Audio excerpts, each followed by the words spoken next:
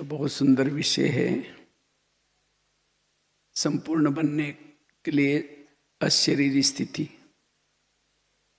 अभी अभी हमने बाबा की मुरली सुनी और उस मुरली में बाबा ने संपन्न बनने के लिए ड्रिल बताई, चाहे कैसा भी टाइम निकाल करके ये ड्रिल करना है। हमने तो ये सामने भी बाबा के सामने भी मुरली सुनी थी, अब दोबारा रिवाइज सुन रहे। ये 2005 की मुरली थी। हमने देखा ये मुरलियां हम लोगों सभी ने भी सुनी, दादियों ने भी सुनी, लेकिन दादियों ने ऐसी ऐसी मुरली सुन करके उसको प्रैक्टिकल में किया। दादी ने जब ये मुरली सुनी कि ड्रिल करनी है, तो दादी का विचार सागर मंथन चलता था, इस ड्रिल को हम कैसे प्रैक्टिकल में लाना है। तो दादी ने उस साउंड वाले रवि भाई को पूछा कि ये गीत आप हर घंटे में बजा सकते, कोई ना कोई गीत हर घंटे में भाई बहने कुछ ना कुछ बाबा को याद करते रहे, क्योंकि दादी को धुन लगती थी कि बाबा ने जो कहा ये करना है। और तब से मुझे लगता है हर घंटे में जो गीत बजता है वो चालू हुआ। करते करते 2005 में मुरली चली थी और दादी देखो 2017 में अगस्त महीने में वो प्रैक्टिकल करके संपन्न बन करके चली भी गई। तो ये मुरलियां हम तो सुनते हैं लेकिन सुनने तक रखते हैं, लेकिन दादियों ने इनको प्रैक्टिस करके ड्रामानुसार मुझे चांस मिलता था, रात का भोजन का मेनू लेने के लिए दादी के पास जाते थे।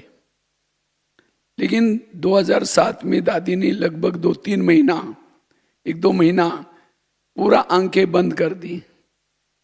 अब जाना है वो अशरीरी की ड्रिल। लेकिन आंखें बंद करने के बाद भी दादी को पता चलता तो सामने कौन आया है। तो मोहिनी बहन वगैरह मुन्नी बहन बैठती थी, दादी देखो ये भंडारे वाला आया है, हाँ मुझे पता है। तो दादी आंखें बंद करके ही सारा कारोबार चलाती थी, बस अंदर से वो ड्रिल, उसका अनुभव। और करते करते तो हमें भी अगर कर्मातीत बनना है, ये अशरीरी ड्रिल, इस जैसे बाबा ने ब्रह्मा बाबा का भी अनुभव सुनाया, बाबा भी कर्मातीत बने। क्या अभ्यास किया? मैं आत्मा हूं, यशोदा आत्मा है। बाबा की एक डायरी मिली थी, उस डायरी में बाबा ने 2 बातों का पुरुषार्थ करके, एक बाबा ने ये आत्मा का पुरुषार्थ किया, दूसरा बाबा ने रोज अपना दरबार लगाया, कर्मेंद्रियों का दरबार। क्योंकि हमारा संगम युग का लक्ष्य क्या है? संपन्न बनना, संपूर्ण बनना, कर्मातीत बनना, बाप समान बनना। सत्युग का लक्ष्य अलग है। सत्युग का लक्ष्य क्या है? देवी देवता बनना, ऊंच पद प्राप्त करना। लेकिन जब तक संगम युग के लक्ष्य तक नहीं पहुंचेंगे तब तक सत्युग का लक्ष्य तो संगम की लक्ष्य की परछाई है, वो तो मिल ही जाएगा। जब आप कर्मातीत बनेंगे, संपन्न बनेंगे, पद ऊंचा मिलेगा।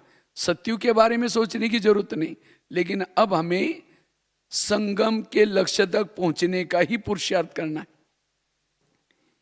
इसीलिए रोज की मुरली में भी बाबा ये आत्माभिमानी बनो, अशरीरी बनो, विधेयी बनो, इस पुरुषार्थ की तरफ ध्यान खिंचवाते। जैसे दुनिया के शास्त्र इकट्ठे करो, ग्रंथ इकट्ठे करो, भक्ति की सारी सामग्री इकट्ठे करो, पहाड़ बन जाएगा, लेकिन उसे हुआ कुछ नहीं। दिन प्रतिदिन विकार बढ़ते गए, क्योंकि भक्ति भी किसी लिए की? इन विकारों पर जीत प्राप्त करने के लिए, क्योंकि इससे हमें सुख शांति मिलेगी। उसके लिए कितना हमने गुरु किया, क्या क्या किया, आखिर अंधकार बढ़ता ही गया। आखिर बाबा को गीता के वचन अनुसार आना पड़ा ऊपर से, और बाबा ने आकर के क्या बोला, बच्चे तुम आत्मा हो बस। इसी एक पुरुषार्थ, ये हमने पहले दिन सुना, लेकिन लास्ट में हमें इसी का ही अनुभव करना है। और बाकी जो बीच की बातें हैं, चाहे सेवाएं हैं, चाहे जो रोज की मुरलियां सुनते हैं, ज्ञान सुनते हैं, ये सब किसी लिए, अशरीरी बनने के लिए। रिजल्ट हमें हमारी अशरीरी स्थिति चाहिए। ये जो बाबा ने 4 सब्जेक्ट भी रखे हैं, ज्ञान, योग, धारणा और सेवा, ये 4 सब्जेक्ट भी किसी लिए रखे हैं,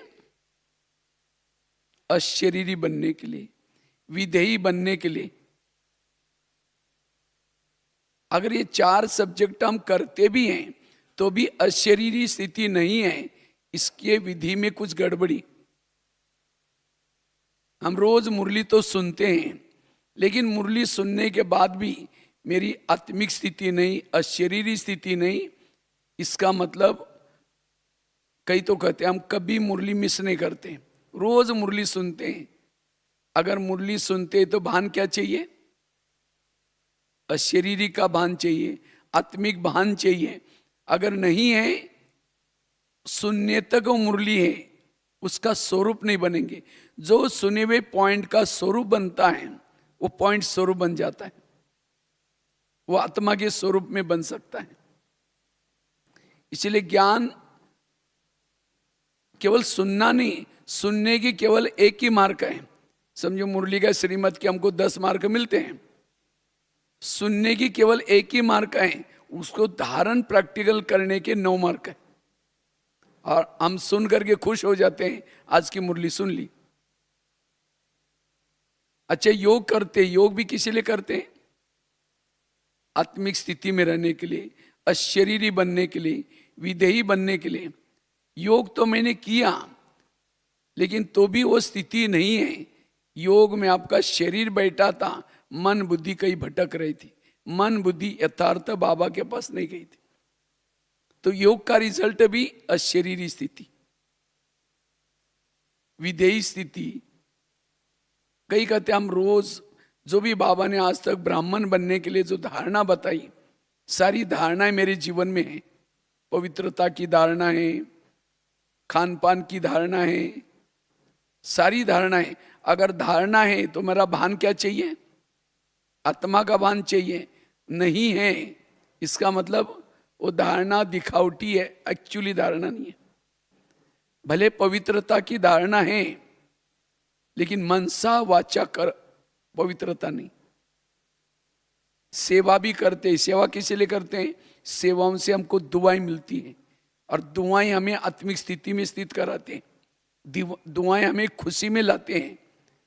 लेकिन हम सेवा करते तो भी आत्मिक स्थिति नहीं है, उस सेवा केवल नाम मान श्यान की है, ड्यूटी समझ करके करते, उसी खुशी से, उसी उमंग से नहीं करते।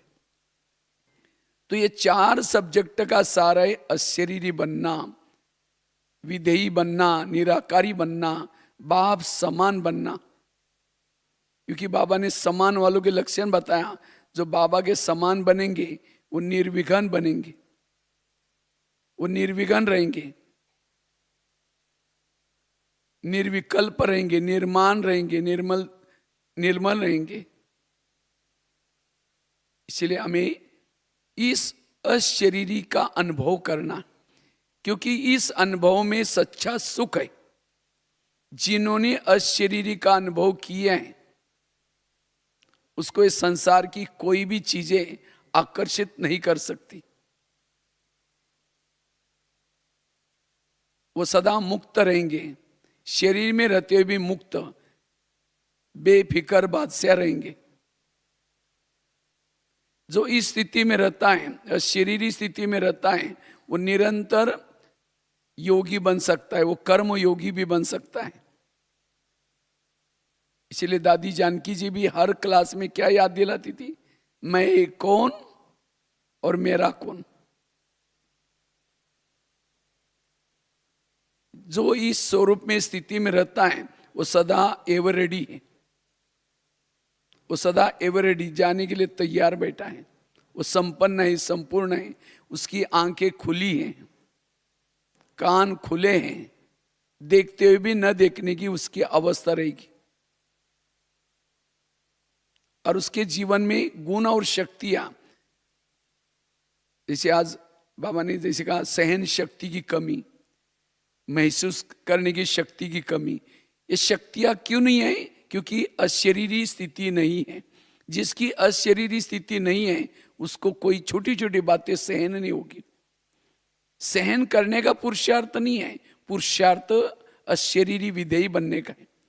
जैसे बीज बोया ही नहीं, उसको पानी दिया ही नहीं, तो वृक्ष तो आएगा ही नहीं। अब जब वृक्ष ही नहीं होगा तो फल भी नहीं होगा। इसी तरह जिन्होंने अशरीरी स्थिति की, विधेयी स्थिति का बीज बोया ही नहीं, अनुभव किया ही नहीं, प्रैक्टिस किया ही नहीं, स्मृति का पानी दिया ही नहीं, उसके जीवन रूपी वृक्ष में ये सहन शक्ति, धैर्यता, सत्यता, ईमानदारी, इस गुण रूपी फल नहीं लगेंगे। ये गुण एक्चुअली अशरीरी स्थिति के फल है। जब हम ये अशरीरी का अनुभव करते हैं ऑटोमेटिकली सहन शक्ति आती है, ऑटोमेटिकली हमारे अंदर धैर्यता, सत्यता, ईमानदारी सारे गुण आते हैं। उसका जीवन गुणों से भरा हुआ होगा।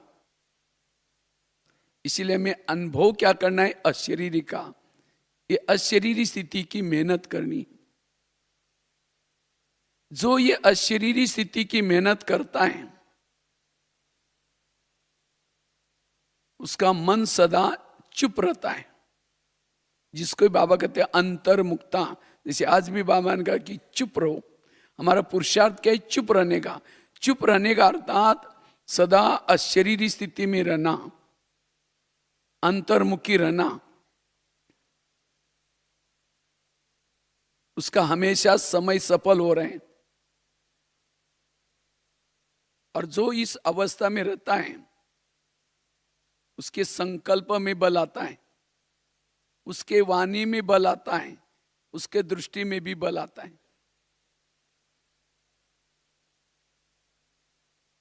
और इस अवस्था में रहने वाला कभी भी कहीं भी आकर्षित नहीं हो सकता।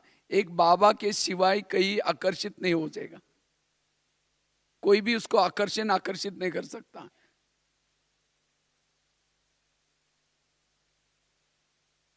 जैसे शास्त्रों में दिखाते हैं, राम और रावण का युद्ध चलता है। राम रावण का एक सिर काटता है, वो सिर तो कट जाता है, दोबारा जुड़ जाता है, फिर काटता है, फिर जुड़ जाता है। विभीषण आकर के राम के कान में 2-3 बातें सुनाता है, ये ऐसा नहीं मरेगा, उसके नाभि में तीर लगाओ। और जब नाभि में तीर लगाया तो रावण क्या हो गया? मर गया। उसके सारे गले भी कट गए। इसी तरह आज हम भी रावण को मारने में लगे। कोई 2 साल से, कोई 4 साल से, कोई 6 साल से। गले तो काट देते हैं लेकिन दोबारा जुड़ जाता है। क्यों? क्योंकि हमने देह भान के नाभि में तीर नहीं लगाया। सबसे बड़ा बंधन है देह भान का बंधन। देह भान विकारों का मुख्य है, सरदार है। जिन्होंने देह भान को मारा, काम भी अपने मर जाएगा, क्रोध भी मर जाएगा, बाकी विकार संस्कार परिवर्तन होंगे। देह भान आने से सारे विकार आते हैं। इसलिए देवता बनने का सबसे पहला लेसन है ये अशरीरी बनने का, विधेयी बनने का, आत्मिक स्थिति का लेसन। क्योंकि इसी लेसन से हमारे अंदर देवताओं के संस्कार और देवताओं की संस्कृति आएगी। बस एक हमें यही मेहनत करनी है और इसी मेहनत से, सारी मेहनत से हम छूट जाएंगे। जैसे बिल्डिंग बनाया जाता है, उसका फाउंडेशन बहुत मजबूत बनाते। जितना खर्चा ऊपर होता है उतना नीचे फाउंडेशन में होता है। अब जिन्होंने फाउंडेशन में कंजूसी की, जब आंधी तूफान आएगा बिल्डिंग क्या हो जाएगी? गिर जाएगी। इसी तरह जिन्होंने आत्मिक स्थिति की मेहनत नहीं की है और बाकी और बातों में लगा हुआ है, सेवा कर रहे हैं और औरों को सुना रहे हैं, पुरुषार्थ कर रहे हैं, वो जब माया का आंधी तूफान आता है तो वो गिर जाता है बीच बीच में। फिर हम सोचते हैं कि ये क्या हुआ, क्या मेरे से क्या मिसिंग हो गई, क्योंकि हमने वो आत्मा का लेसन, आत्मा का फाउंडेशन, अशरीरी बनने की ये मेहनत नहीं की। इसीलिए आप हमें इसी स्थिति को बनाना है, क्योंकि अंतिम समय जो पेपर आएंगे, विभिन्न प्रकार के पेपर आएंगे, चाहे प्रकृति के तरफ से पेपर आएंगे, चाहे इविल सोल के तरफ से पेपर आएंगे, खान पान के तरफ से पेपर आएंगे, पुराने संस्कारों के तरफ से पेपर आएंगे। तमाम पेपरों में पास होना है, ये अवस्था चाहिए। और उस समय पेपर भी सेकंड के होंगे। सेकंड के पेपर में पास होने के लिए बाबा कहते हैं बहुत काल का ये अशरीरी का अभ्यास चाहिए। कई तो बाबा को कई बार रुरवान करते, बाबा कभी मुरली में बताते हैं, कई तो बाबा के बच्चे बाबा को क्या कहते हैं, बाबा अब टेंशन नहीं लेना,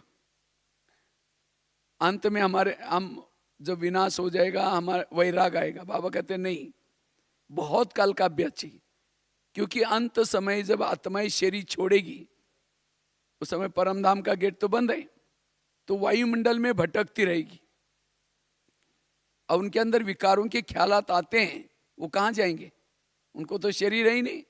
जिनके अंदर जिस शरीर के संस्कार हैं उन्होंने खत्म नहीं किया, अंश है, उसके अंदर प्रवेश करेगी। एक एक में 3-3 4-4 आत्माएं प्रवेश करेगी। यह है विकारों का फोर्स, विलास का फोर्स रहेगा। इसलिए अभी से हमें क्या करना है, बहुत काल का ये अशरीरी का अभ्यास करना है, क्योंकि इस अशरीरी स्थिति में रहने वालों के अंदर विकारों के अंश और वंश सदा के लिए समाप्त हो जाते। सीता के सामने जब रावण आता है वो तीली जला करके रखती है, माची जला कर रखती है, क्योंकि जब तिल्ली उसके पास आए रावण उसको टच भी नहीं करता। इसी तरह हम भी रावण के राज्य में रहते हैं, तो रावण से बचना है तो ये हमारी आत्मा की तिल्ली, ये अशरीरी की अवस्था सदा निरंतर बनी रहे।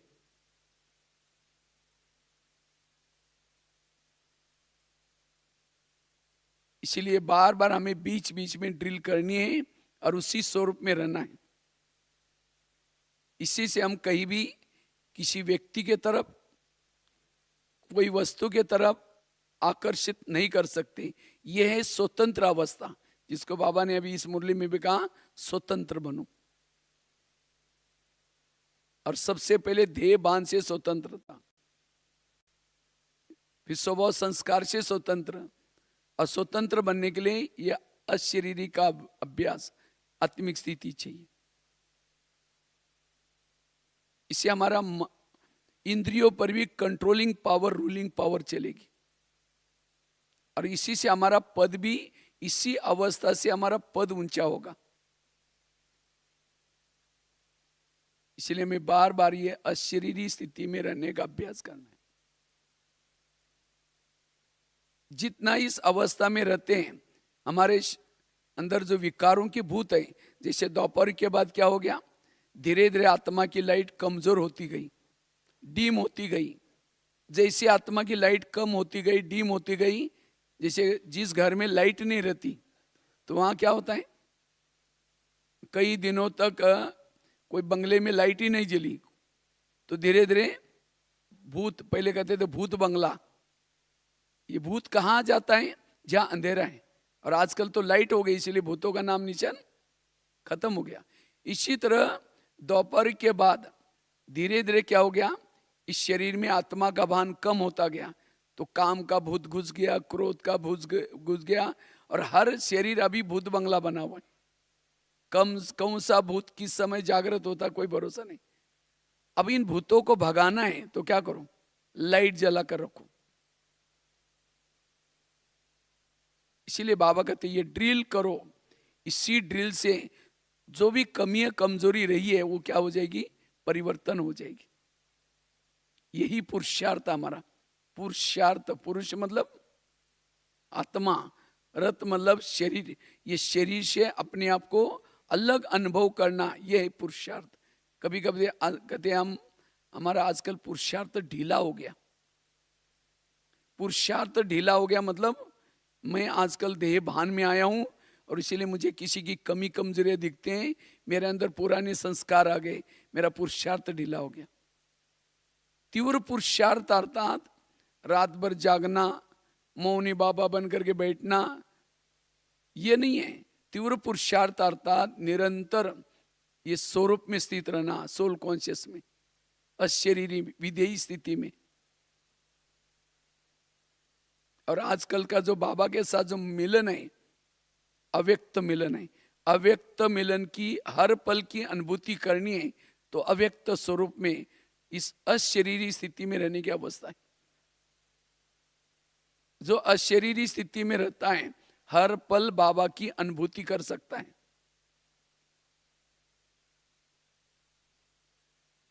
इसलिए बाबा चाहे साकार मुरलियों में चाहे अव्यक्त मुरली में इस पुरुषार्थ की तरफ अटेंशन खिंचवाते हैं। इससे से हम संपन्न बनेंगे, संपूर्ण बनेंगे। संपन्न मतलब कुछ भी प्रकार का आकर्षण नहीं, कोई चाहना नहीं। गीत गाएगा अंदर से, पाना था सो पा लिया। लेकिन इस अवस्था की हमारी हमें अनुभूति हो, उसके लिए हमें क्या क्या पुरुषार्थ करना है, उसके लिए क्या क्या पुरुषार्थ करना है। उसके लिए सबसे पहली बात है, 3 बातें वर्तमान समय अनुसार हमें अंडरलाइन करनी है।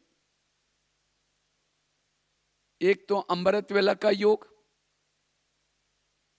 दूसरा क्लास के पहले जब हम अमृत वेला करते हैं, नहाते धोते हैं, उसके बाद सेंटर पर जाकर के क्लास के पहले आधे घंटे का योग, और तीसरा रोज की मुरली। ये 3 चीजें हमें सारा दिन अशरीरी स्थिति में सहज अनुभव कराएगी। अमृत वेला का योग, क्लास के पहले आधा घंटा योग, और तीसरा रोज की मुरली सामने आकर के क्लास में बैठ करके सुनना। ये 3 धारणा, क्योंकि इन 3 धारणा से हमारा मनोबल बढ़ता है, आत्मबल बढ़ता है। इससे हम सहज अशरीरी स्थिति का अनुभव कर सकेंगे।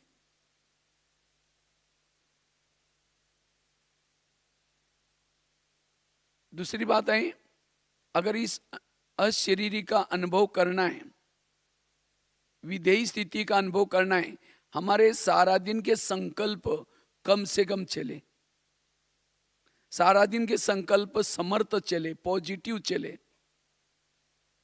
जिसके संकल्प कम चलते हैं, समर्थ चलते हैं, पॉजिटिव चलते हैं, वो अशरीरी स्थिति की अनुभूति करता है। समर्थ संकल्प, और समर्थ संकल्प के लिए जीवन में आने वाली हर चीज को पॉजिटिव लेना, सकारात्मक लेना। इससे ऑटोमेटिकली आपके अंदर सहन शक्ति आएगी, क्योंकि सहन शक्ति आपकी बड़ी बहन है और बाकी शक्तियां उसकी छोटी बहनें हैं। दैवी गुण शक्तियों के बच्चे हैं। लेकिन सहन शक्ति हमारे साथ आई, उसके लिए हमें हर परिस्थिति को पॉजिटिव लेना। क्यों लेना है? क्योंकि बाबा ने हमें कर्मों की घुई गति बताया, जो हुआ अच्छा ये सारा ज्ञान बताया। हमारे साथ जो कुछ हो रहा है ये कल पहले भी हुआ था और अभी भी हो रहा है। ये ड्रामा रिपीट हो रहा है। जब ड्रामा रिपीट हो रहा है तभी हम क्या करते हैं, ये क्यों करता है, इसने मेरे साथ ऐसा क्यों किया, ये मेरे साथ ऐसा क्यों होता है। इसका मतलब ड्रामा के ऊपर विश्वास नहीं। और ड्रामा कैसा है? कल्याणकारी है। जैसे वैसे तो हम 3 बाप के बच्चे हैं, लेकिन माँ कितने हैं? 4। ब्रह्मा, मम्मा, लौकिक माँ, ड्रामा। और माँ तो माँ होते हैं, माँ कभी भी बच्चों का बुरा, अगर बच्चा बीमार है माँ उसको दवाई पिलाती है। दवाई कड़वी है, बच्चा नहीं पीता, बार बार मुंह से चम्मच हटाने की कोशिश करता है, लेकिन माँ क्या करते हैं, उसका हाथ दोनों पकड़ करके फिर भी चम्मच ठूसेगी मुंह में। वो तंग नहीं कर रहे हैं, उसको पता है कि एक कड़वी दवाई जाएगी उसके मुंह में तो कई तकलीफें उसकी ठीक हो जाएगी। इसी तरह हम भी कोई कोई जीवन की कड़वी बातें चाहते नहीं है, ये दोबारा रिपीट ना हो जाए ऐसा लगता है, लेकिन फिर भी ड्रामा उसको रिपीट कराते हैं। क्यों? उस कड़वी बातों के पीछे कल्याण है। इसलिए जब जीवन में कोई निगेटिव बातें, कोई समस्या आती है, उसको पॉजिटिव लेकर के अपने संकल्पों को बचाओ, क्योंकि जिसके संकल्प बच जाते हैं उसकी शक्तियां बच जाती हैं और वो सहज समर्थ स्थिति की अनुभूति कर सकता है, वो अशरीरी स्थिति में रह सकता है। अगर संकल्प निगेटिव चलेंगे, योग में जब बैठेंगे योग भी नहीं लगेगा। बैठेंगे योग में, लाल लाइट चल रहा है, गीत बज रहे हैं, शुरू करेंगे मैं आत्मा हूँ, शांत स्वरूप हूँ, फिर कहेंगे मेरे को उन्होंने क्यों बोला, फिर कहेंगे ठीक है मैं आत्मा हूँ, शांत स्वरूप हूँ, फिर कहेंगे 15 दिन पहले भी तो बोला था, फिर कहेंगे ठीक है मैं आत्मा हूँ, शांत, फिर कहेंगे सबके बीच में क्यों बोला। ना उसका कर्म योग होगा, ना उसका बैठ कर की योग ठीक, वो अशरीरी स्थिति का अनुभव नहीं कर सकता। जिसे कहते हैं ना, अंधा पीस रहा और कुत्ता बैठ करके खा रहे। हम अमृत वेला करते हैं, शुद्ध भोजन खाते हैं, पवित्रता का पालन किए हैं, इतनी सारी सेवा करते हैं, तो भी हमारी अशरीरी स्थिति, कर्माती स्थिति क्यों नहीं? क्योंकि सारा दिन ऐसे निगेटिव संकल्प चलते हैं और उसे सारी शक्ति हमारी गई। इसलिए इस लीकेज को बंद करना, संकल्प सदा समर्थ चलाना, और हमारे जीवन में जो समस्या आते हैं, प्रॉब्लम आते हैं, ये किसी लिए आते हैं? हमें वैरागी बनाने के लिए आते हैं। इसलिए ड्रामा के ऊपर विश्वास, कर्म गति के ऊपर विश्वास, क्योंकि वर्तमान के हमारे जो प्रॉब्लम्स है, समस्या है, ये हमारे ही कोई अतीत पिछले जन्मों के किए हुए कर्मों के परिणाम है। क्योंकि टाली कभी एक हाथ से नहीं बजती, टाली के लिए कितना चाहिए? 2 अच्छे। अगर कोई परिस्थिति मेरे सामने आती है, कोई व्यक्ति मेरे साथ कुछ उल्टा सुल्टा करता है, मैंने भी कभी उसके साथ किया था, और ये तो हमारा अंतिम जन्म है, इसके बाद हम कोई जन्म लेने वाले नहीं है। तो हमने जो 63 जन्मों से एक दूसरे के साथ जो कुछ हिसाब किताब बनाए हैं, प्रकृति के साथ हिसाब किताब बनाए हैं, वो सबको क्या करना है? चुक्त करना है। और चुक्त करने के बाबा ने 3 तरीके रखे। एक तो योग से चुक्त करो, अगर नहीं करेंगे योग से, दूसरा तरीका सहन करके चुक्त करो, वो भी नहीं करेंगे, तीसरा है विनाश काल में। जो विनाश काल में चुक्त करेगा वो मुक्ति में चला जाएगा, सतयुग त्रेता में नहीं आएगा, जीवन मुक्ति में नहीं आएगा। जो सहन करके चुक्त करता है पद कम होगा, बाकी आएगा जीवन मुक्ति में। और जो योग से करेगा वो जीवन मुक्ति में उच्च पद प्राप्त करेगा। इसलिए अगर कोई ऐसी बातें आती हैं, अच्छा मेरा बहुत सारा हिसाब चुक्त हो गया, समझ करके अपने संकल्पों को बचाओ। और जो संकल्पों को बचाता है, पॉजिटिव रहता है, वो सदा खुश भी रहता है। इसलिए संकल्प शक्ति को बचाने से अशरीरी स्थिति विधेयी स्थिति रहेगी। तीसरी धारणा है, अगर अशरीरी का अनुभव करना है, इस स्वरूप में निरंतर रहना है, उसके लिए पवित्रता की धारणा पक्की चाहिए। क्योंकि पवित्रता के बिना अशरीरी आत्मिक स्थिति का भान नहीं रहेगा। क्यों? पवित्रता, इसका क्या कनेक्शन है? जिसे पहले जमाने में एक चिमनी आती थी, दिया भी बोलते उसको, जब लाइट नहीं रहती थी घरों में उसको जलाते थे और उसके अंदर केरोसिन यूज करते थे, केरोसिन डालते थे और बीच में एक बाती रहती थी, माचिस लगाओ, फ्लेम जलती रहती थी। इसी तरह अगर उस दिए के अंदर, चिमनी के अंदर तेल ही नहीं है, अब माचिस लगाओ, वो फ्लेम जलेगी नहीं। इसी तरह ये हमारी अशरीरी स्थिति, आत्मिक स्थिति का तब भान रहेगा जब हमारे अंदर पवित्रता हो। ये शरीर के चारों तरफ से बैकग्राउंड बनाओ, एक दिया है, चिमनी है, और उसके अंदर दीपक है, आत्मा। ये दीपक तब जलता है जब हमारे अंदर पवित्रता अच्छी है। अगर पवित्रता नहीं, एक पांव पर खड़ा होकर के मैं आत्मा हूं आत्मा हूं आत्मा हूं कहते रहेंगे, वो अशरीरी का अनुभव नहीं होगा। और आजकल तो माया ने ऐसे ऐसे साधन बनाया, जैसे बाबा का ज्ञान डीप में जैसे नए नए खोज निकल रहे हैं, इसी तरह माया भी अपने खोज बना रहे। बाबा ने तो कितनी पवित्रता को मेंटेन रखने के लिए कितने धारणाएं बताई थी शुरू में। कोई मैगजीन्स नहीं पढ़नी है, कोई नॉवेल्स नहीं पढ़नी है, कोई गलत फिल्म नहीं देखनी है, कितने सारे नियम बना गए। माया भी कहती है अच्छा तुम्हारे बाबा ने तो बहुत नियम बनाए, ठीक है तुम तो थिएटर में नहीं आओगे, कोई बात नहीं, क्योंकि थिएटर में आएंगे तो ओम शांति का बैच देकर लोग कहेंगे अरे ये ओम शांति वाला थिएटर में कैसे आया। तो मैं खुद ही तुम्हारी जेब में आती हूँ। आजकल मोबाइल सबके पास है, और ऐसा भी नहीं कि यूज नहीं करना, क्योंकि मोबाइल के अंदर मुरली है, मोबाइल के अंदर सेवा है, मोबाइल के अंदर सारा बिजनेस है, सब कुछ यूज करना है, लेकिन उससे सावधान। थोड़ा भी उसको कुछ हवा पानी मिल जाता है, पुराने संस्कार जागृत हो गए, पवित्रता भंग। अब जब पवित्रता ही नहीं तो अशरीरी की दिल कैसे कर सकेंगे, वो आत्मा का अनुभव कैसे कर सकेंगे। इसलिए हमें ये एक प्रकार का चक्रव्यूह है। चक्रव्यूह अर्जुन के लिए नहीं बनाया था, किसके लिए बनाया था? अभिमन्यु। तो इसी तरह हम भी कौन है, सभी अभिमन्यु जो महारथी थे, उधर चले गया, और इसके लिए हमारे लिए क्या किया है, चक्र बनाए। लेकिन इस चक्र किससे बचना,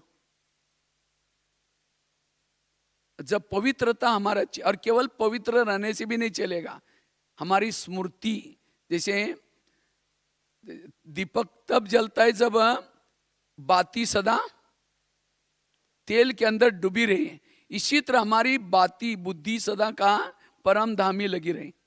बुद्धि के ऊपर इस दुनिया का कोई भी आकर्षण ना हो। जितनी बुद्धि परम धाम में बाबा के साथ ज्वाइंट रहती है, जैसे आज बाबा ने कहा दीपक जलाने के लिए घृत भी चाहिए, और केवल घृत डालने से नहीं, माया क्या करते हैं, आपकी बुद्धि रूपी बाती को उठा करके बाजू में रख देती, किसी व्यक्ति के तरफ लगाते हैं, कोई वस्तु के तरफ लगाते हैं, दीपक बुझ गया, वो अशरीरी का अनुभव नहीं कर पाएंगे।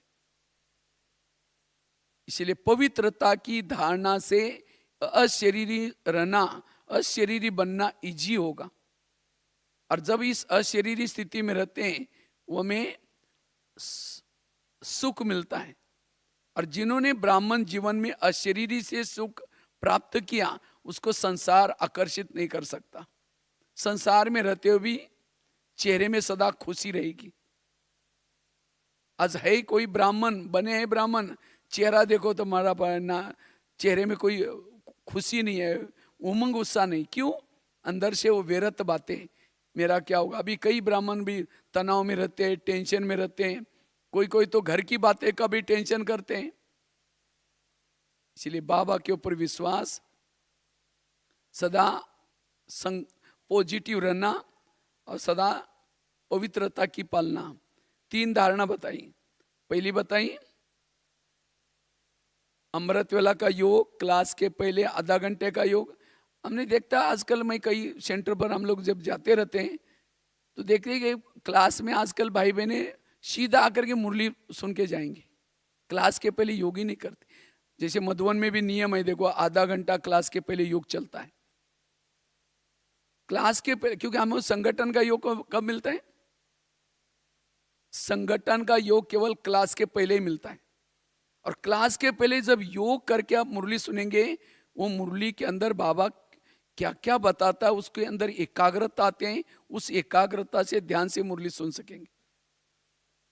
और क्लास के पहले योग करने से सेंटर का वायुमंडल पावरफुल बन जाता है।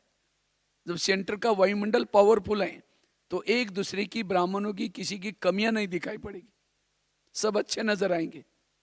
इसीलिए हमें क्लास के पहले योग और साथ में अमृत वेला का योग और दूसरा मुरली भी कहाँ सुननी है? सेंटर पर। आजकल कईयों को तो ऑनलाइन में सुनेंगे, भले ऑनलाइन में सुनो, लेकिन सेंटर पर जाकर के मुरली सुनने के बाद, जैसे बच्चे ट्यूशन लगाते हैं तो क्या करते हैं, सवेरे क्लास स्कूल में जाएंगे सारा दिन, सवेरे शाम ट्यूशन लगाते हैं। इसी तरह में भले सुनना है लेकिन क्लास में अगर, क्योंकि हाजिरी आप क्लास में जाने के बाद हाजिरी लगती है, इसीलिए 3 चीजों की धारणा जिसकी पक्की है वो अशरीरी स्थिति में स्थित रह सकता है इजीली, सहज। दूसरी धारणा बताइए, सदा समर्थ रहना, पॉजिटिव रहना, संकल्पों को कम चलाना। जैसे आकाश के चंद्रमा को पानी में देखना है तो पानी कैसा चाहिए? स्थिर चाहिए, स्वच्छ चाहिए। परम धाम के बाबा को मन में देखना है या अपनी आत्मिक स्थिति की अनुभूति करनी है, मन हमारा स्थिर चाहिए, स्वच्छ चाहिए। इसे सहज ही हम आत्मा अनुभूति कर सकते हैं, अशरीरी स्थिति का अनुभव कर सकते हैं। तीसरी धारणा बताई पवित्रता की। चौथी बात है, अगर हमें अशरीरी का अनुभव करना है, आत्मा के जो ओरिजिनल 7 गुण है, शांत स्वरूप, आनंद स्वरूप, शक्ति स्वरूप, ये 7 गुणों में जितना स्थित रहेंगे उतना आपको अशरीरी बनना इजी होगा। ये 7 गुणों की कमी हमारा देहभान लाने का निमित्त बनती। अभी मैं नेपाल में गया था, नेपाल में भाई टीका लगा, वहां भाई टीका 7 कलर का तिलक लगाते, 7 कलर वहां नियम है, सप्तरंगी तिलक बोलते हैं इसको। ये सप्तरंगी तिलक ये वास्तव में आत्मा के ओरिजिनल जो गुण है, ये गुणों का प्रतीक है। ये हमारा 7 कलर का तिलक रोज लगा रहे, स्थूल की जरूरत नहीं, लेकिन 7 गुणों में स्थित रहे, जिसको बाबा कहते हैं सत्व प्रधान। और जो 7 गुणों में जितना हम संपन्न रहेंगे उतनी हमारी अशरीरी अवस्था। ये 7 गुणों का कमी देह भान आकर्षण है, शांत स्वरूप में रहना, शक्ति स्वरूप में। अगर एक दिन में 7 स्वरूप में नहीं कर सकते तो 7 दिन एक एक गुणों का अभ्यास करो, ये 7 गुणों को बढ़ाओ। ये 7 गुणों ये हमें संपन्न बनाएंगी, संपूर्ण बनाएंगी, अशरीरी बनाएंगी। 5वीं धारणा है, अगर इस स्वरूप का अनुभव करना है उसके लिए निरहंकारी बनकर के रहने की आवश्यकता है। निरहंकारी, जब तक निरहंकारी नहीं है तब तक ये अशरीरी निराकारी स्थिति नहीं आ सकती। बाबा ने इसी मुरली में कहा ना, आपके पास जो भी गुण है, कलाएं हैं, ये किसकी देन है? ये बाबा की देन है। अमानत में ख्यान में नहीं लाना, ये तो आपको यूज करने के लिए दिए हैं। शरीर भी हमने किसको दिया है? बाबा को दिया हुआ है। हमें केवल अभी इसको सेवा के लिए, अब उसी शरीर का दुरुपयोग करेंगे तो अमानत में क्या किया? इतना ही नहीं, कला भी है, किसकी देन है? बाबा की देन। मैंने खुद, जैसे अभी बहन जी ने अनुभव सुना रहे थे मेरा, मैंने खुद अपने लाइफ में देखा। लौकिक में एकदम गांव में रहते थे, 11 साल स्कूल भी नहीं गए थे, एक बार कपड़े डाले फटने तक निकालते भी नहीं थे। तो 11 साल के बाद हमारे खेती से एक रोज बच्चा जाता था, मैं सोचता ये कहाँ जाता है, उस बच्चे के पीछे पीछे गया। एक मंदिर में स्कूल लगती थी, हमने कहा सर मुझे भी पढ़ना है, तो टीचर ने मना किया, अब तो बड़े हो गए थोड़ी पढ़ सकते हैं। मैंने कहा सर मुझे कोई सर्टिफिकेट नहीं चाहिए, मुझे कोई मेरी हाजिरी भी नहीं लगाना, मुझे क सीखना है। तो मेरी लगन दे करके टीचर कहता है ठीक है कल से आऊँ। तो टीचर ने पहले दिन 5वीं कक्षा वालों के साथ बिठाया, तो रोज अब जाना शुरू किया। घर वालों ने पूछा रोज तुम कहाँ जाते हो? हमने कहा स्कूल में जाता हूँ। कहा कि स्कूल क्या होता है? हमने कहा उसमें पढ़ते हैं, नौकरी। कहा कि अपने पैसे नहीं जाना। मैंने कहा मैं बिना पैसे का पढ़ूंगा। तो कहा कि ऐसे पढ़ना है तो भले जाओ। तो मैं क्या करता था, रोज सवेरे जल्दी उठता था, वहाँ हमारे घर के आसपास में बहुत सारे नीम के पेड़ होते, तो 1-2 महीना साल में वो नीम के बीज आते हैं, तो उसको इकट्ठा करता था। इकट्ठा करके उसको बाजार में बेचते थे। वो नीम का कुछ साबुन या तेल भी बनता है। फिर वहाँ बबुल के पेड़ आए, उसके ऊपर चढ़ करके गम निकालते थे, उसको बेचते थे, और उसी पैसे से पढ़ाई किया। 7वीं कक्षा में बोर्ड की परीक्षा थी, टीचर ने कहा तुम डायरी पेन नहीं लाते, कल से नहीं आओ। अब सोचा क्या करेंगे, तो मैं क्या करता था, रद्दी से पुरानी डायरी लाता था, और पुरानी डायरी को पानी से धुलाई करता था। पहले स्याही से लिखते थे, धुलाई करके धूप में सुखा करके फिर लिखता था।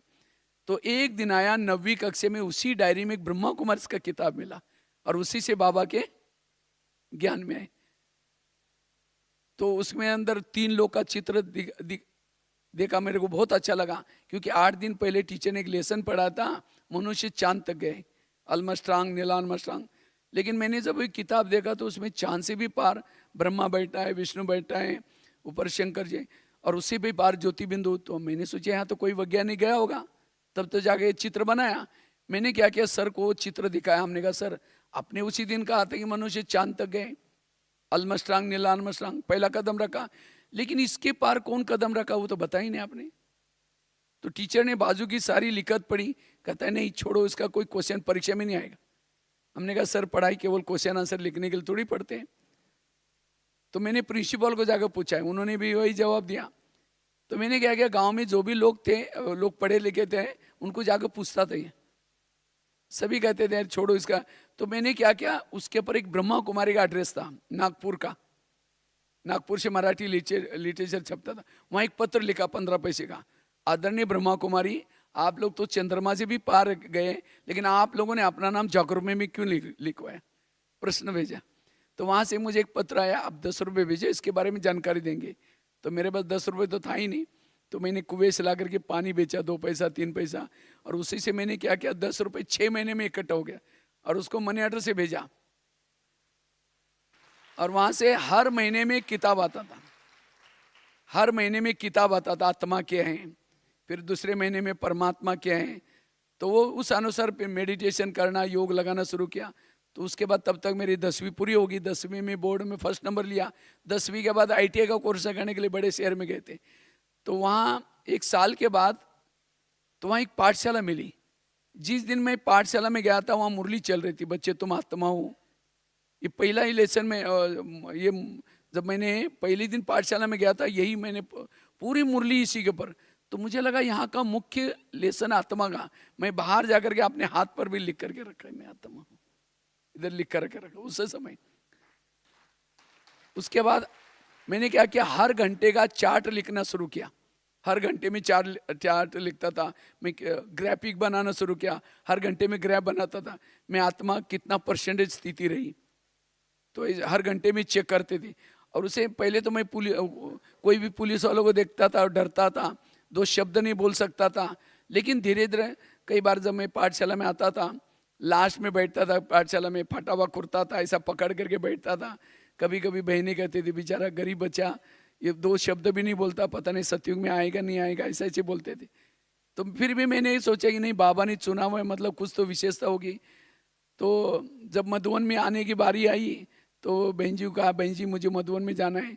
तो कहा कि तुम गरीब बच्चा, तुम एक ही ड्रेस पहनते हो और तुम्हारे पास कपड़े भी नहीं, तुम वहाँ जाकर करोगे क्या, तुमको क्या आता है। और सचमुच मेरे पास कुछ विशेषता थी नहीं, लेकिन तो भी मैंने लगा कि मुझे मधुबन में जाना है। तो मैंने उस समय मेरा ITI पूरा हुआ था। तो एक दिन मुरली में क्या सुना, बाबा कहते बच्चे योग से असंभव बातें क्या होती हैं, संभव। तो मेरा ITI पूरा हुआ था, मैं सोचा जब तक जॉब के लिए कॉल आएगा तब तक योग करते हैं। तो मैंने 6 महीना तक रात को 10 बजे से सवेरे 5 बजे तक योग किया और ड्रामा ऐसा बना, मधुबन में पहुंच गया। और उस समय मधुबन में तो 1 महीना ही सेवा का चांस मिलता था, उसके बाद भेज देते थे। उस समय तो शांतिवन नहीं था, ज्ञान सरोवर नहीं था, पांडवन वो भी नया नया विज्ञान कुंज भवन नया बना था, वो सुखधाम भी नया नया बनाया था, छोटा सा था मन। तो मुझे सेवा का चांस मिला। तो सेवा करते करते इतनी लगन से सेवा करते थे, 1 महीना 2 महीना तो क्या 3 साल वहीं रहे, मधुबन में रहे। 3 साल के बाद गुलजार दादी ने मेरे को दिल्ली लेके गए। तो दिल्ली में वहाँ फॉरेनर बहुत आते थे, फिर खाना बनाना सीखे, धीरे धीरे वहाँ किचन की सेवा करते थे 8-10 साल तक। हिंदी भाषा भी नहीं आती थी, हिंदी भाषा भी सीखे। उसके बाद फिर यहाँ आए शांतिवन में, तो किचन की सेवा मिली। ये सेवा करते करते कई बार मैं स्कूलों में उधर जाकर आसपास में सेवा करता था। करते करते जैसे बहन जी ने अभी अनुभव सुनाया, कहाँ 12,000 स्कूलों में जाकर के बाबा का संदेश दिया। इतना ही नहीं, 1100-1200 जेल में, 1100-1200 जेल में। कहा मैं पुलिस वालों को देकर के डरता था, लेकिन आज बाबा ने तो ये बाबा ने वास्तव में, ये मेरा खुद का कुछ नहीं है।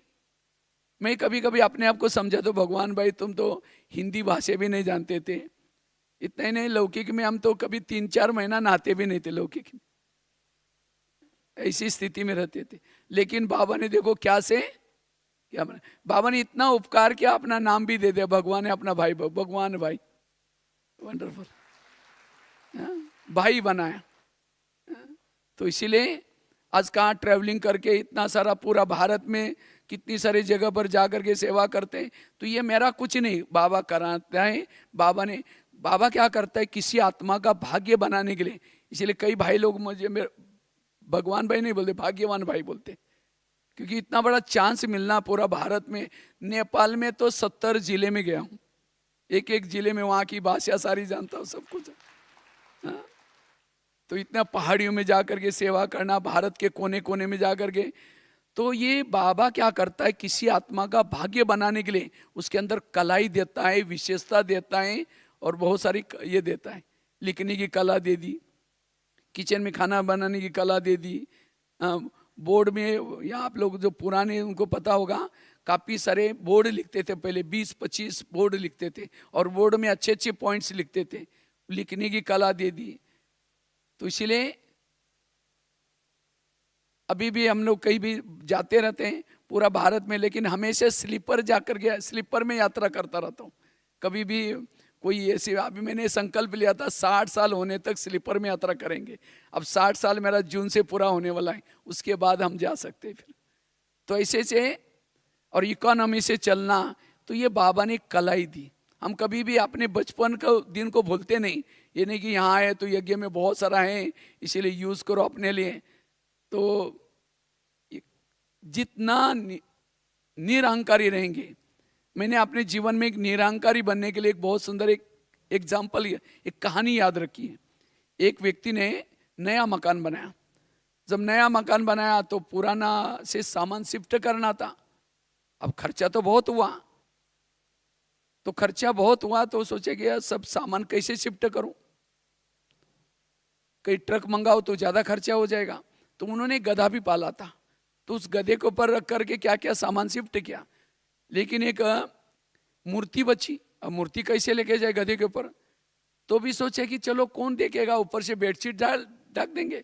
तो गधे के ऊपर मूर्ति को रखा, बेडशीट ढका, गधा चलने लगा। जैसे गधा चलता है, चलते चलते मूर्ति के ऊपर का वो बेडशीट हट गया, सिर देखना शुरू हुआ। जैसा सिर दिखता है, लोग मूर्ति को देख करके नमस्ते करना शुरू किया। अब गधे को लगता है नमस्ते मुझे कर रहे तो गधे को नमस्ते नहीं कर रहे थे, नमस्ते किसको कर रहे थे, मूर्ति को कर रहे थे। इसी तरह कई बार हम लोग जब कई सेंटर पर जाते हैं, तो कई बार जब हमारी 8-10 दिन की सेवा देख करके बहनें कई बार सम्मान करती है, पगड़ी पहनाते हैं, बहुत सारे लिफाफे देते हैं। ये लिफाफे, ये पगड़ी, ये सम्मान, ये हमारा नहीं। हम एक मधुवन निवासी हैं, समर्पित का बैच है, ये बाबा का सम्मान है। बाबा के लिए सब दे रहे हैं, हमारे लिए कुछ नहीं दे रहे। तो किस चीज़ का अभिमान। कई बार हम देखते हैं आज सेंटर पर जो भी दरी किसी ने ला करके दी, माइक किसी और ने ला कर दिया, खाना किसी का और का खा रहे हैं, मुरली कहीं ने और ने छपाई, बोली किसी और ने। हम जब क्लास कराते सोचते मैं बहुत अच्छा क्लास कर रहा है, अरे हमने कहा किया, ये सब बाबा कराता है। इसलिए निमित्त भाव, जितना निमित्त रहेंगे, कोई किसी ने अपमान किया, निंदा की, ग्लानि की, हमेशा संकल्प नहीं चलाना, पॉजिटिव रहना। और जो ऐसा सदा हर परिस्थिति में पॉजिटिव रहता है, निराकारी बनना, अशरीरी बनना इजी है। ये तो कई कहते हैं मुझे पूछा ही नहीं, मैं इतना बड़ा दूर से आया, मुझे पूछा ही नहीं। ये और पूछ वाले लोग कहाँ आते हैं, त्रेता युग में आते हैं। क्योंकि राम के साथ जितने भी भगत है सबको क्या है, पीछे से पूछे। और सत्ययुग में जो गोप गोपी गए, किसी को भी पूछ नहीं है। इसीलिए बाबा कहते बच्चे ये निराकारी। और आजकल ब्राह्मणों में अभिमान ज्यादा बढ़ता है, और ये अभिमान जिसको बढ़ता है वो अशरीरी बनना बड़ा मुश्किल है, आत्मिक स्थिति में रहना बड़ा मुश्किल है, योग लगाना भी मुश्किल है। जब योग में बैठेंगे वही सारी बातें आएंगी, पूछा ही नहीं, ऐसा हुआ, फिर औरों को सुनाएंगे, पर चिंतन करेंगे, प्रदर्शन करेंगे। चलो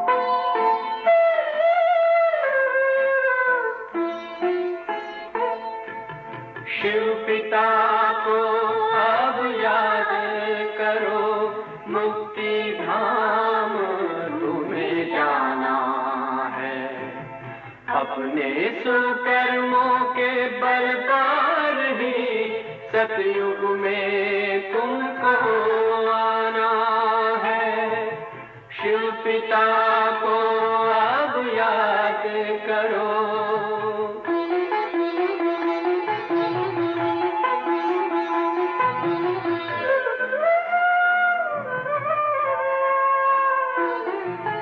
ये संगम का स्वर्णिम युग है, शिव पिता फिर से आया है।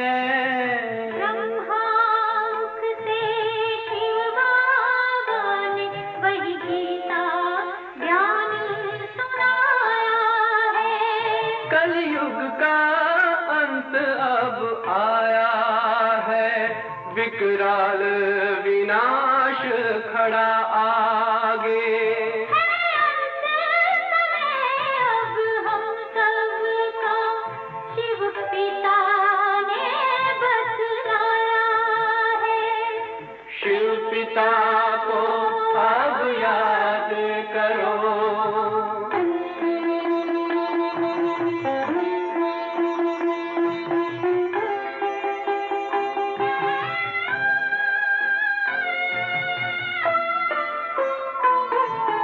पांडव शिव शक्ति सेना की रणभेरी अब फिर बजती है। शिव बाबा के ज्ञान से फिर माया को मार भगाना है। शिव पिता को अब याद करो, सतयुग में तुमको आना है। शिव पिता को अब याद करो, मुक्ति धाम तुम्हें जाना है। अपने सुकर्मों के बल पर ही सतयुग में अब तुम्हें आना है। धाम में तुम्हें सतयुग में अब तुम्हें आना है। धाम में तुम्हें जाना है।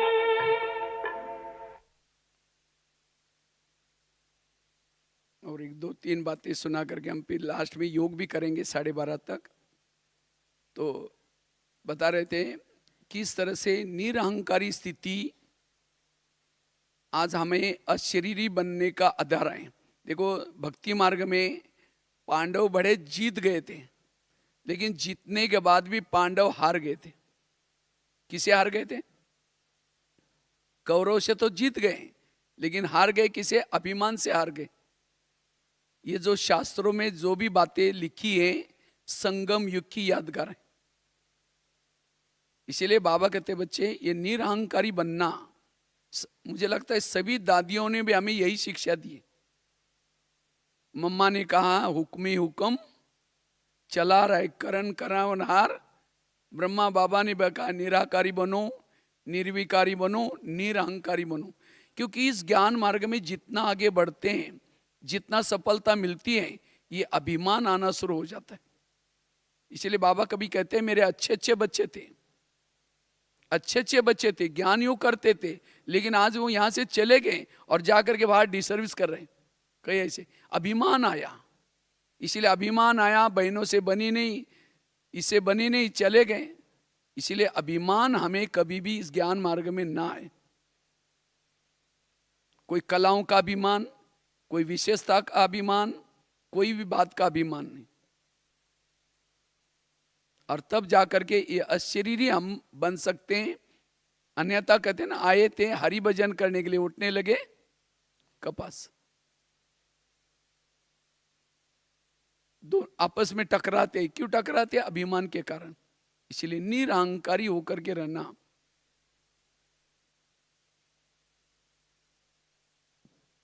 चार धारणा बताए। पांचवी धारणा है, अगर मुझे अशरीरी का अनुभव करना है, विधेय स्थिति का अनुभव करना है, उसके लिए योग के ऊपर अटेंशन, क्योंकि सिवाय योग से हम अपनी आत्मा को बैटरी को चार्ज नहीं कर सकते। इसीलिए योग के तरफ अटेंशन। बाबा कितना योग के ऊपर अटेंशन खिंचवाते हैं। योग से ही बैटरी चार्ज होती है, और हमारी बैटरी कितनी 100% चार्ज चाहिए, 100%। इसीलिए जो जो बाबा ने बैठ करके समय दिए हैं, उस समय पर हमें बैठ करके योग करना, और योग से आत्मिक स्थिति को बनाना, तब जाकर के हम बीच बीच में जब चाहे अशरीरी स्थिति में स्थित रह सकते हैं। विधि पूर्वक योग लगाना, जैसे मोबाइल को चार्ज करते हैं, कैसे करते हैं? प्लग के पास लाकर रखते हैं, दोनों तारे डालते हैं, स्विच चालू करते हैं। ऐसा नहीं स्विच चालू किया फिर तार डालते रहेंगे निकालते रहेंगे तो भी चार्ज नहीं होगा। इसी तरह हमें भी दिन में एक बार अपने शरीर को सेंटर पर लेके जाना। ये सेंटर क्या है? प्लग का स्थान। और वहां केवल जाने से भी नहीं चलेगा, जा करके मन बुद्धि को बाबा में लगाना, स्मृति का स्विच चालू करके रखना, और बार बार तारों को निकालना नहीं डालना नहीं। तो कई बार हम क्या करते हैं, जब बैठेंगे कई तमाम बातें याद आती हैं, इसने ऐसा बोला, ये बोला, फिर हम कहते हैं ये घंटा तो योग किया तो भी आत्मिक स्थिति नहीं है। वो हमें आत्मिक स्थिति बनाने के लिए जब भी बाबा के सामने बैठे हैं, किसके सामने बैठे हैं, बाबा ने मुझे कितने उपकार के, क्या से क्या बनाया, उपकारों को याद करो, प्राप्तियों को याद करो, गहरा बाबा के साथ योग। और जितना योग गहरा करेंगे उतनी हमारी ये बैटरी चार्ज होगी। और जिसकी बैटरी चार्ज है उस शरीर की, कोई भी, जैसे घर में कोई बड़ा व्यक्ति है तो छोटे आपस में लड़ते नहीं, चुपचाप रहते हैं। इसी तरह ये अशरीरी स्थिति रहने से इंद्रियोजित बनेंगे। अशरीरी स्थिति में रहने के लिए रोज अपने, जैसे ब्रह्मा बाबा ने रोज अपने इंद्रियों का दरबार लगाया, हमें भी अपनी इंद्रियों का क्या करना है? दरबार लगाना है। क्योंकि सारा दिन जब कर्म करते हैं इंद्रियां चलायमान हो जाती हैं। जब इंद्रियां गलत देखती हैं, गलत सुनती हैं, गलत बोलती हैं, तब जाकर के गलत सुनी हुई, गलत देखी हुई बातें योग में आपको स्थिर होने नहीं देगी। इसीलिए हमें रोज ये नियम बनाना है, सवेरे और शाम को इंद्रियों का दरबार लगा दो। कौन सी इंद्रिय आपको धोखा देखते हैं उसको शिक्षा दो, सावधान करो। जो इंद्रियों के वश में है वो अशरीरी कैसा बनेगा? नौका पानी के ऊपर से जाएगी, पार कराएगी, नौका के अंदर पानी आएगा तो डुबा देगी। जो इंद्रियों को चलाता है वो पार हो जाता है, जिसको इंद्रियां चलाते है वो डूब जाता है। जब योग में बैठेंगे आंखें बंद हो जाएगी, और कोई मोबाइल में गलत चीजें देखते हैं उस समय बंद नहीं होगी। कोई परचिंतन सुनाता है और क्या हुआ, लेकिन जो सुनी मुरली को क्या करता है, कान बाहर भेज देता है, वो भूल जाता है। इसीलिए एक एक कौन सी कर्मेंद्रिय आपकी ड्यूटी नहीं मानते हुए, आपका कहना नहीं मानते, उसको चेक करो। और उस इंद्रियों का दरबार जितना लगाएंगे उतना फिर व्यर्थ योग के समय नहीं आएगा। इससे हम अशरीरी बनना इजी होगा। ऑर्डर करो, मन को ऑर्डर करो, बुद्धि को भी ऑर्डर करो, और जो धोखा देते हैं उनको शिक्षा देना। अगर कान ने व्यर्थ सुना है पर चिंतन, सजा दो। कौन सी? दोबारा मुरली सुनाओ उसको। मुख ने धोखा दिया, उसको सजा दो। कौन सी? दूसरे दिन एक दिन मौन रखो उसको। और जो ऐसा स्वराज्य अधिकारी बनता है, इंद्रियोजित बनता है, वो अशरीरी, क्योंकि हमें बंधन में बांधने वाले कौन है? इंद्रिया ही है। इंद्रिया इस शरीर से अलग होने नहीं देती। इसीलिए राजा बन करके ऑर्डर करके हमें क्या करना है? एक एक इंद्रियों पर शासन करना है। और जो इंद्रियों पर शासन करता है, स्वराज्य अधिकारी बनता है, वो सहज ही अशरीरी बनता है। कभी कभी हम शरीर के आकर्षण में आ जाते हैं, चाहे खुद का शरीर या दूसरे का शरीर। ये शरीर है ही क्या? एक सोने का डब्बा लिया, सोने का डिब्बा, सोने के डब्बे के अंदर लेट्रिन डाल दिया, जो रोज फेंकते हैं उसको डाल दिया, हरी मौज डाल दिया, और खांसी करने पर जो कप निकालता वो डाल दिया, और डब्बे को पैक करके आपके हाथ में दिया, और कहा कि इसको सदा देखते रहना, कहीं छोड़ना नहीं, इसको दिल में लगा कर रखना, बीच बीच में डब्बे से प्यार भी करना।